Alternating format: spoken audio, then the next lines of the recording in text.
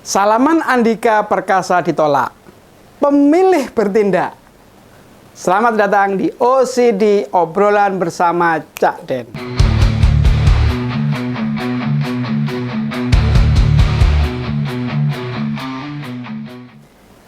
Jadi Pak Andika Perkasa ini naga-naganya atau kayaknya itu udah nggak didukung sama Pak Mulyono ini. Kasihan tapi juga menyenangkan menurut saya. Karena setelah deklarasi damai kemarin Cagup Jawa Tengah, Pak Andika Perkasa ketika acara selesai, dia turun ke podium, menyodorkan tangannya, gestur bersahabat. Tapi ternyata hanya disambut dengan tundukan kepala, dengan tangan agak ke samping gini. Nggak disambut uluran tangan Pak Andika. Siapa yang nggak menyambut? PJ Gubernur Pak Nana dan juga Pak Kapolda terbaru. Lah, ini ya lucu menurutnya. Menurut saya lucu banget. Salaman itu kan gestur persahabatan toh, respect. Kok gitu aja kok ditampik Pak. Gaya banget jenengan itu. Ini kan kayak contohnya saya lah ketemu orang yang kenal, pingin salaman. Kalau salaman sama satu feeling kan ya harusnya diterima salamannya itu. Emangnya kayak ibu-ibu yang bukan muhrim itu harus gini ya gitu. Ya kan enggak. Salaman juga bukan dosa. Iya enggak? Jadi menurut saya gitu loh. Ini kok semakin menunjukkan ada ketidaksamaan ya antara kubu yang satu dengan kubu yang lain. Karena kita tahu kan istilahnya pertempuran pilkada di Jawa Tengah itu antara kubu hijau dan kubu coklat. Atau kalau orang bilang, netizen bilang, Sambo dan Rambo. Makanya terus sekarang mungkin nggak mau salaman. Aduh. Ya memang kita tahu ya Kapolda atau PJ Gubernur sekarang ini secara struktural itu kan anak buahnya Pak Mulyono. Anak buah Pak Presiden yang langsung bertanggung jawab. Jangan-jangan loh ya, ini kayaknya ada perintah atau apa itu, saya nggak usah salaman gitu. Ya mungkin karena Pak Mulyono itu sakit hati, masih sakit hati dengan PDI sehingga apa ya, yang berhubungan dengan PDIP itu wes nggak usah berhubungan lah, disingkirkan aja lah daripada ruwet-ruwet gitu kan. Sedangkan ya kita tahu kan kalau calon gubernur atau lawan Pak Andika di kontestasi Jawa Tengah itu orang yang sangat dekat dengan Pak Mulyono. Dia juga pensiunan polisi.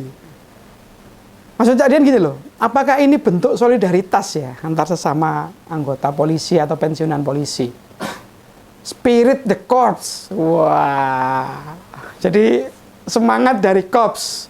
Ini cuma salaman gitu loh, susahnya apa gitu loh, kok angel banget, salaman ya salaman, senyum, sapa, habis itu ditinggal, selesai kan.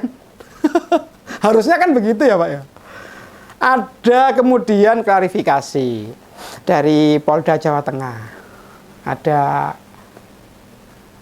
mantan Kapolres Solo, Irjen Ribut Hariwibowo yang sekarang jadi lawannya Pak Andika itu, dan Pak Nana Sujana PJ Gubernur yang juga mantan polisi. Ini apa ya, membuat image di masyarakat bahwa tidak ada sinergi gitu loh. Kenapa sih gara-gara kontestasi ini mereka harusnya kan selesai aja, nggak usah baperan gitu loh. Pak Andika itu bagaimanapun juga pensiunan TNI, bahkan sebagai Pangdam TNI. Lalu sejak kapan TNI tidak mau bersalaman dengan anggota Polri? Pak Kabid Humas Polda Jawa Tengah, yaitu Pak Kombes Artanto bilang bahwa tidak ada maksud buruk. Iyalah, kita tahu lah, memang tidak ada maksud buruk. Tapi kan itu yang muncul di permukaan. Kita nggak tahu di bawahnya. Alasan beliau adalah video yang viral itu tidak menampilkan keseluruhan situasi. Video yang tersebar itu saat Kapolda akan meninggalkan acara, mau pamitan, dan nggak ada unsur kesengajaan untuk tidak bersalaman. Itu menurut beliau. Kalau menurut Cak Den ya, mosok gitu aja jadi masalah, Pak. Salaman itu budaya loh, budayanya. Apalagi ini Jawa Tengah ya, wong Jawa.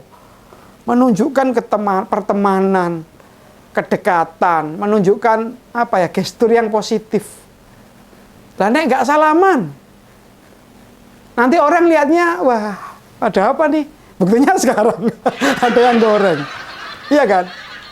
Lalu Pak Kadif Humas tadi juga bilang bahwa ini dibuat untuk framing ya, untuk memperkeruh suasana dan memecah belah harmonisasi pilkada. Lah yang mulai siapa? Yang mulai itu siapa? Wong yang nggak mau salaman itu bukan yang ini, tapi yang itu. Yang nggak mau kan mereka. Gitu loh. Polda tetap menyebut hal-hal semacam ini yang diangkat oleh masyarakat ini adalah sebuah tindakan provokasi. Saya, OCD, Cak Den, itu mempertanyakan sekarang. Apa beratnya salaman? Kok malah kita sekarang disebut sebagai provokator, sebagai provokasi? Pertanyaan mendasarnya itu, beratnya salaman apa? Apa tanganmu berdarah-darah atau gudiken? Apa ya gudiken tuh ya? Apa penyakit lah? Apalagi perawatan? Apa karena patah tangannya? Macam-macam janjinya kita berasumsi kan. Kita jadi nggak paham bahwa tujuan sebetulnya apa. Padahal cuma nggak mau salaman. Jadi menurut Cak Den ya, kalimat dari Kadif Humas Polri bahwa ini adalah tudingan untuk memecah belah atau provokasi, ya menurut Cak Den ya sembrono juga sih. Karena masyarakat jangan dikasih contoh lah. Jangan dikasih contoh buruk.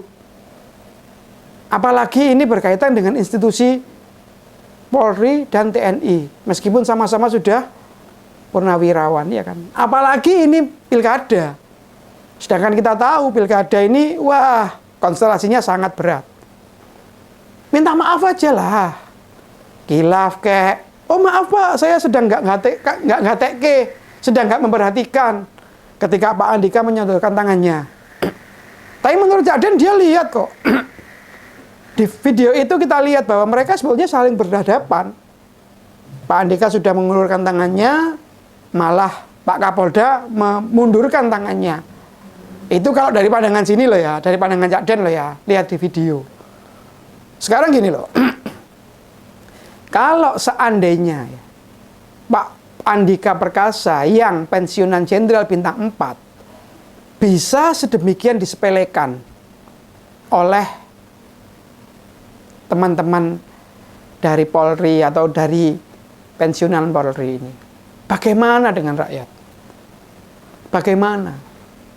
Apa nggak tambah sangat disepelekan? Sudahlah, kita tahu garis komandonya kemana. Tapi ya jangan begitulah. Kita kasihan dengan rakyat. Kita semua tahu, Pak Andika itu bukan main-main sosoknya. Selain sebagai mantan Panglima TNI, bintangnya 4, 8 malah kiri 4 kanan 4. Enggak, bintang 4. Sedangkan PJ Gubernur sekarang di Jawa Tengah dan Pak Lutfi itu bintangnya 3. Kapolda kemarin bintangnya cuma 2. Lah kok wani-wani atau apa ya, nggak pantas lah. Kalau nggak bisa dibilang kurang ajar ya nggak pantas lah. Wong sama-sama terlihat kok. Iya kan? Pak Andika orangnya ya pinter lah. Dia S2-nya loh sampai 2 kali. Dan 1 kali S3 di Amerika. Jadi beliau ini sebetulnya bukan cuma pangkat yang tinggi, tapi secara ilmu, keilmuan, dan intelektualnya juga bagus. Kecerdasannya juga tinggi. Jadi apa? Kalah apa? Kalah awu gitu, kalah ilmu gitu. Lah kalau sama-sama kayak gini, dengan lawan yang biasa-biasa kan, ini nanti rakyat yang memilih. Lah kalau sama Pak Andika aja sudah berani bertarung gitu, menunjukkan gestur-gestur saling melawan atau nggak fair, ya gawat. Mending malah menurut saya ya, mas mundur aja lah, nggak usah malu-malu. Sudah keroyokan, dibantu banyak orang, masih menunjukkan gestur yang tidak menjadi contoh di masyarakat gitu loh. Maksudnya Cak Den gini loh, sudahlah, ini kan memang pertarungan antara PDI Perjuangan di Jawa Tengah ya, melawan orang-orang Pak Mulyono di Jawa Tengah. Sudah kita sama-sama tahu ini. Pak Andika sebagai kader dari PDI Perjuangan tentunya ingin mengembalikan ya, atau tetap mempunyai pengaruh bahwa kandang banteng harus dipertahankan. Pak Mulyono juga begitu punya kepentingan karena besok setelah lengser dia akan kembali ke Jawa Tengah katanya. Dia kembali ke Jawa Tengah atau ke Solo. Ya dia harus memegang dong, memegang pengaruh dong. Sama-sama bingung ini gimana ini. Makanya Pak Mulyono secara kuat, secara serta-merta dan pokoknya ini harus menang. Bagaimanapun caranya, ini harus menang. Ketika diajukan calon untuk Jawa Tengah itu bintang 2, lawannya dijadikan bintang 4. Dicarikan yang bintang 4. Wah. Pak Lutfi Sarjana, lawannya S3. Wes kacau. Itu namanya kan perang apa ya? Perang bagus lah, perang pengaruh. Jadi kalau cuma mengandalkan pengaruh Pak Mulyono kali ini di pilkada, ya menurut saya penduduk Jawa Tengah atau wong Jawa Tengah ini wes semua lah sudah paham dengan cara-cara dan pola-pola tingkah laku mereka ini. Apalagi ya semakin terpuruknya image aja citra Pak Jokowi atau Pak Mulyono sebagai orang yang demokrasinya bagus. Semakin lama semakin turun. Ditambah kelakuan anak-anaknya, mantunya yang jadi sorotan terus ini di masyarakat ini. Jadi masih gimana lagi? Ya sudah, segala cara akan dilakukan oleh calon-calon yang dimunculkan oleh Pak Mulyono ini untuk menang.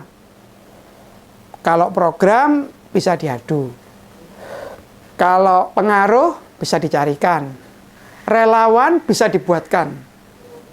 Tapi yang kemarin itu, yang fatal menurut Cak Den adalah mosok Pak cuma salaman terus dicuekin. PJ dan Kapoldanya kompak, wes nggak usah digagas, nggak usah diperhatikan. Ini yang ada di kepala Pak Den, Cak Den loh ya. Wes nggak usah. Nah, ini kan parah. Mosok sampai diajak benci-bencian gini, diajak cuek-cuekan. Iya kalau rakyat jadi satu, kalau rakyatnya jadi terbelah gara-gara ini. Satu yang ngepro Rambo, satu yang ngepro Sambo. Sampai segitunya loh, kenapa nggak dipikirin? Oke lah. Semoga apa yang terjadi sekarang itu hanya pikiran Cak Den ya. Semoga tetap ada rekonsiliasi yang katanya pilkada ini harus dengan damai, asik, menyenangkan, bisa terjadi. Dimulai dengan etika dan kelakuan dari masing-masing calon untuk selalu mengedepankan etika, norma, sopan santun, dan cara-cara bermain demokrasi yang baik. Itu menurut Cak Den. Lain kali kita sambung lagi. Salam Cak Jo.